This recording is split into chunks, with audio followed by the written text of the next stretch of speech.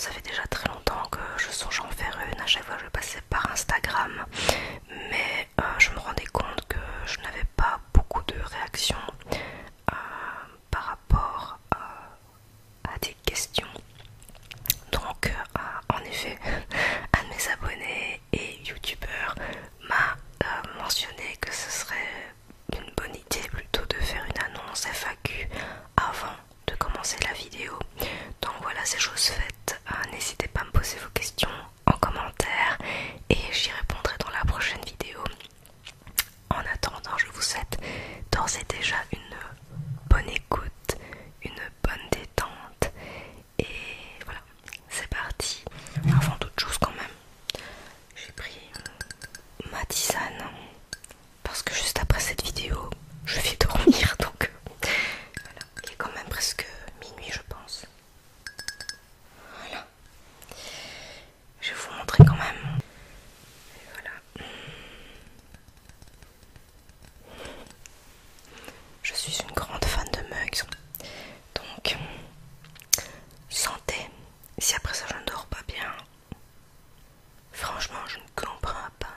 Comme au bon vieux temps, je vais vous lire l'histoire de Vincent Van Gogh dans un de mes secrets d'histoire, tout simplement parce que ça fait très longtemps que je n'ai plus fait de lecture historique et voilà, j'ai choisi Vincent Van Gogh. Je me suis dit que c'était un bon sujet et c'est un personnage que je connais et qui a vécu dans mon coin et voilà, donc ça change un peu. C'est une pure lecture. Je mentionnerai de quel livre il s'agit en barre d'infos et en attendant, voilà, je commence la lecture. Maintenant je vous donne aussi d'autres informations en barre d'infos. N'oubliez jamais de la dérouler si ça vous intéresse, parce que j'y mets des informations importantes dont mes sources et parfois éventuellement d'autres infos du style des musées, des lieux à visiter. Donc voilà, cette fois ça commence réellement.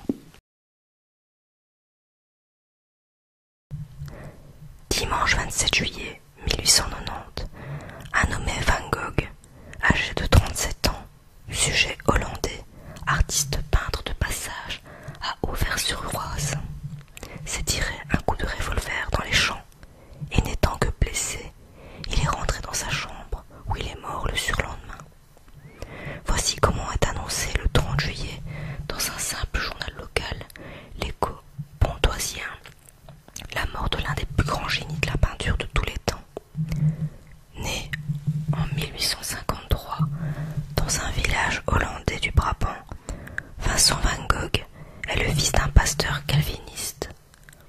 Attiré dès son enfance par le dessin, il ne choisit de consacrer sa vie à la peinture qu'à l'âge de 27 ans, à la suite de plusieurs échecs. Si aujourd'hui, les peintures de Van Gogh sont parmi les plus célèbres et réputées du monde, il n'en aura vendu qu'une seule de son vivant et n'aura survécu que grâce au subside de son frère Théo. Excessif et torturé jusqu'à la folie, Van Gogh a cependant su faire de ses échecs l'une des œuvres les plus originales et bouleversantes de son époque. Archétype de l'artiste incompris, son suicide à 37 ans est alors apparu inévitable à tous.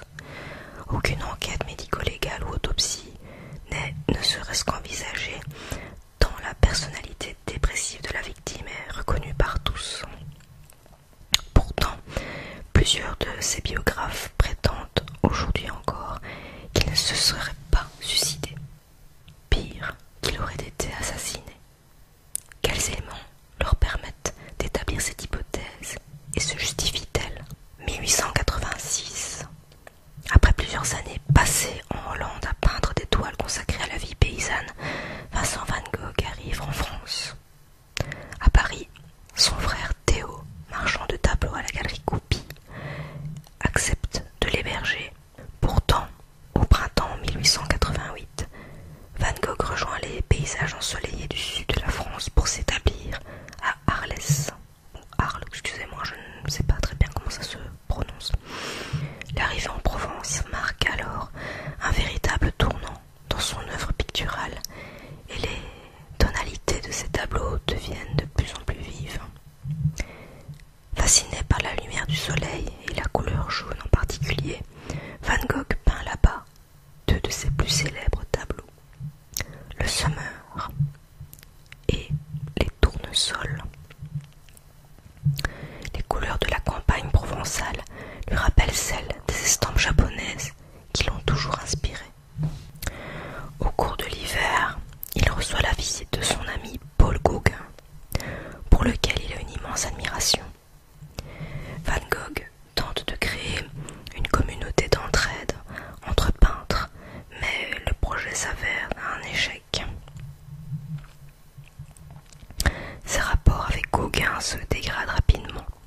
Les deux artistes sont trop opiniâtres pour s'entendre et un jour, après une violente dispute qui les oppose, Van Gogh menace Gauguin avec un rasoir. Désespéré, il se mutile ensuite en se coupant une partie de l'oreille. Gauguin parti, les crises de Van Gogh se multiplient, l'obligeant, par crainte d'une dégradation de ses facultés mentales, à demander son admission à l'asile de Saint-Rémy de Provence au printemps 1889. Il y restera 1 an. Son état s'étant amélioré, Van Gogh décide de quitter l'hôpital et de rejoindre son frère Théo à Paris. Ce dernier a alors l'idée, en mai 1890, de demander à son ami, le docteur Paul Gachet, également mécène et artiste, d'accueillir son frère à Auvers-sur-Oise, une petite bourgade de l'actuelle Val d'Oise, située à une trentaine de kilomètres de Paris et où, une dizaine d'années plus tôt, il avait déjà reçu Paul Cézanne et Camille Pissarro. Van Gogh se plaît à Auvers-sur-Oise. Durant 2 mois, il peint 75 toiles, soit plus d'une par jour.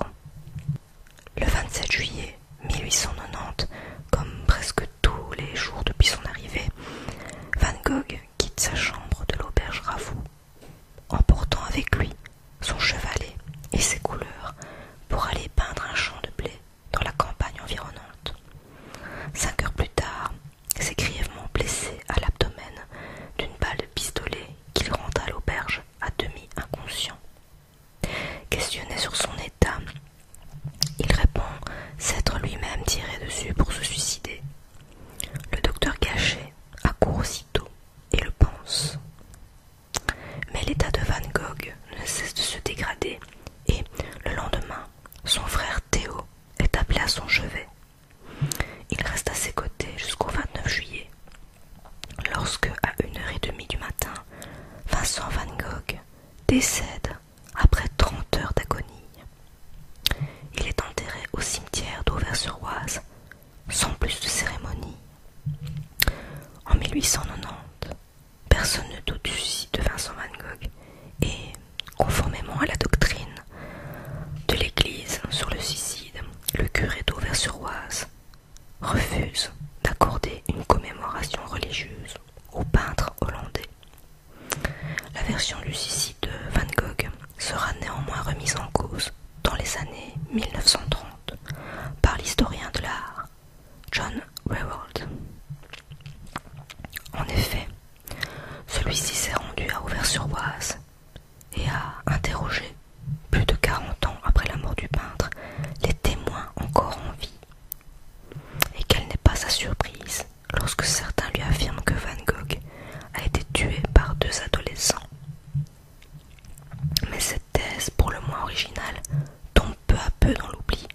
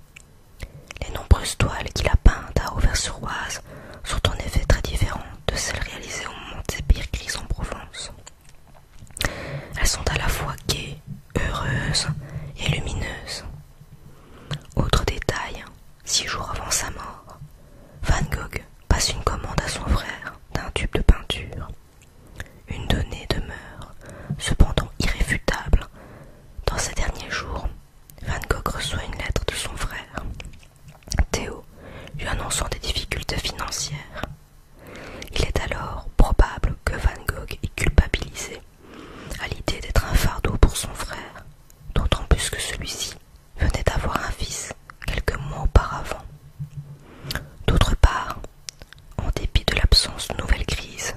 Van Gogh n'a sans doute jamais cru à sa guérison. Le jour de sa mort, on retrouve dans sa poche une lettre qu'il comptait envoyer à son frère et qui se termine par cette terrible phrase: mon travail à moi, j'y risque ma vie et ma raison y a sombré à moitié. De quelle maladie souffrait réellement Vincent Van Gogh? Depuis un siècle, le cas psychologique du peintre a fait l'objet d'un nombre important d'études scientifiques et était longuement débattu. On a avancé qu'il était maniaco-dépressif, cette maladie où se succèdent des phases de désespoir et des périodes d'énergie et d'enthousiasme expliquerait pour partie son suicide. Mais pour la majorité des spécialistes, Vincent Van Gogh n'était pas maniaco-dépressif, mais épileptique. Au cours de ces crises, favorisé par la prise d'absinthe, il était sujet à de violentes hallucinations, où se mêlaient d'intenses sensations de colère et d'angoisse liées à ses souvenirs profonds. Incapable de se contrôler, Van Gogh surnommait ces crises la tempête à l'intérieur. Il parvenait tout de même à les dissiper grâce à un antiépileptique au bromure de potassium. Grand nombre de scientifiques postulent que Van Gogh était atteint de psychose, dont la cause en serait tout simplement son prénom. En effet, ses parents avaient décidé de le baptiser Vincent, en hommage à son frère mort-né un an plus tôt. La tombe de ce dernier se trouvait d'ailleurs dans le jardin du temple où officiait son père. Ce détail pourrait sans doute expliquer pourquoi Vincent Van Gogh signait simplement cette toile de son prénom, Vincent.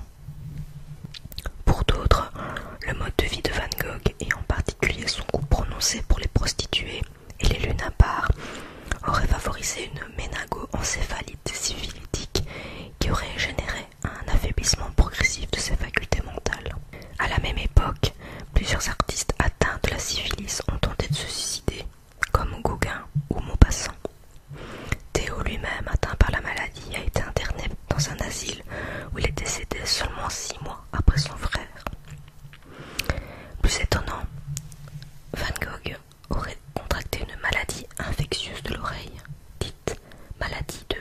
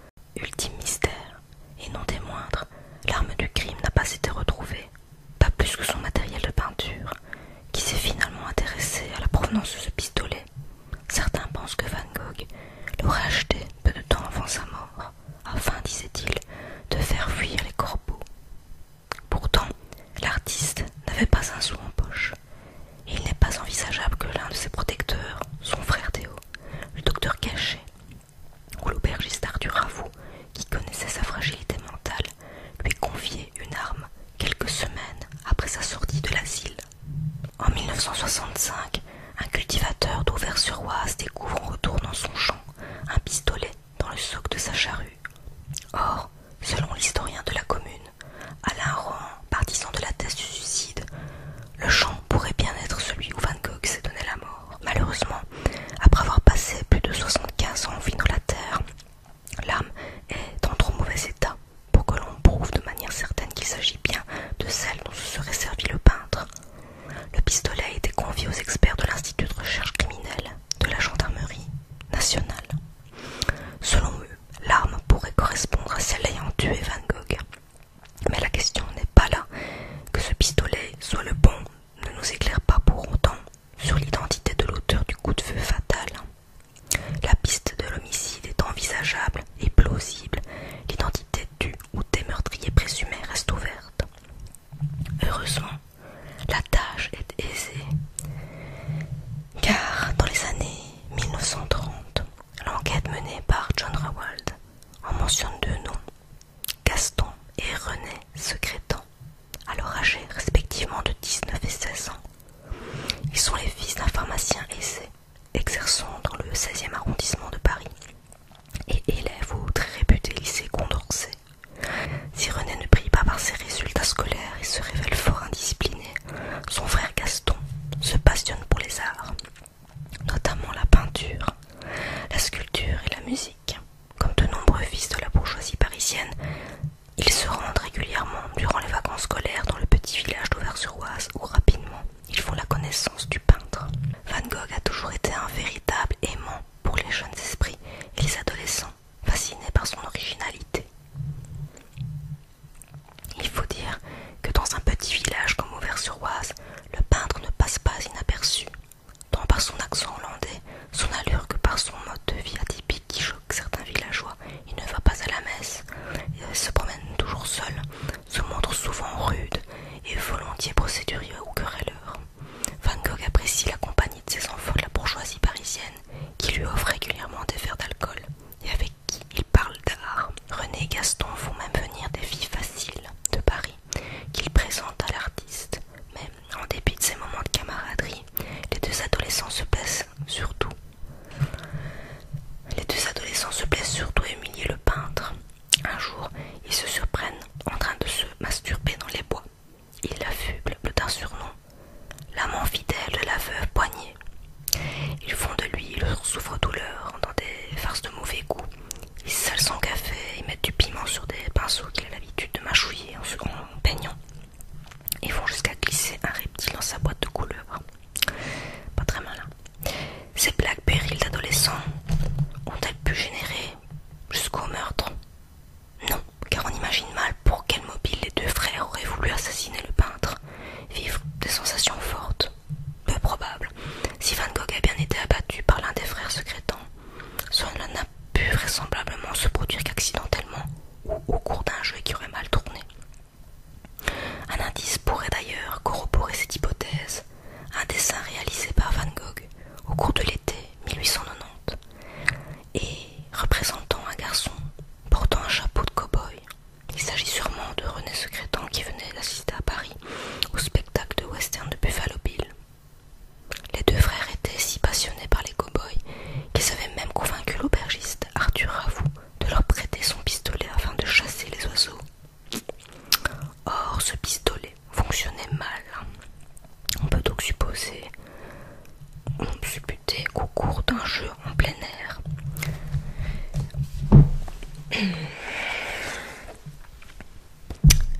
les frères aient accidentellement tiré sur Vincent Van Gogh.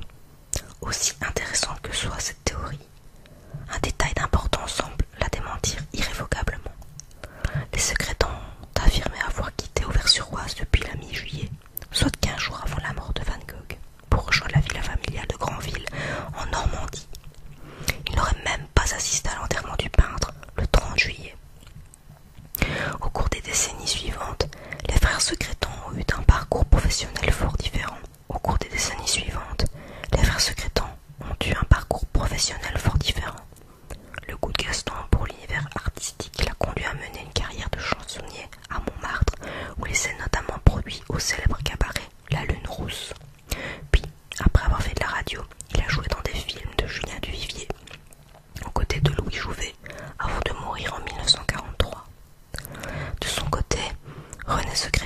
conduit avec succès une belle carrière de banquier. Interrogé à de nombreuses reprises jusqu'à son décès en 1957 sur ses liens avec Van Gogh, il a toujours nié être son meurtrier, mais a reconnu lui avoir fait subir de multiples vexations. Il a en revanche accusé le peintre de lui avoir volé son pistolet. Enfin, une question cruciale se pose. Si Van Gogh ne s'est pas suicidé et s'est fait tirer dessus par l'un des frères secrétants, ou même une tierce personne, pourquoi n'a-t-il pas dénoncé ses meurtriers sur son lit de mort? Selon la ville aubergiste, Adeline Ravoux, alors âgée de 13 ans, 2 gendarmes sont venus questionner l'artiste au cours de son agonie. Lorsqu'ils lui ont demandé s'il s'était tiré dessus lui-même, le peintre aurait répondu par cette phrase ambiguë.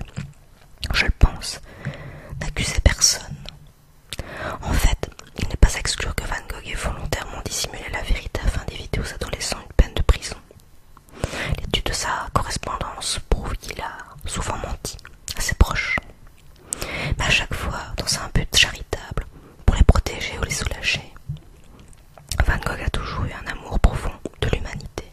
Plus jeune, alors qu'il avait choisi de se consacrer aux plus démunis, en tant que missionnaire en Belgique, il avait été démis de ses fonctions, ses supérieurs lui reprochant d'appliquer, avec trop de zèle, l'altruisme prôné par la doctrine chrétienne. Van Gogh a-t-il été finalement assassiné? La thèse de Smith et Neiffe est jugée intéressante par Leo Janssen, conservateur du musée Van Gogh à Amsterdam, mais elle ne peut pas être formellement prouvée.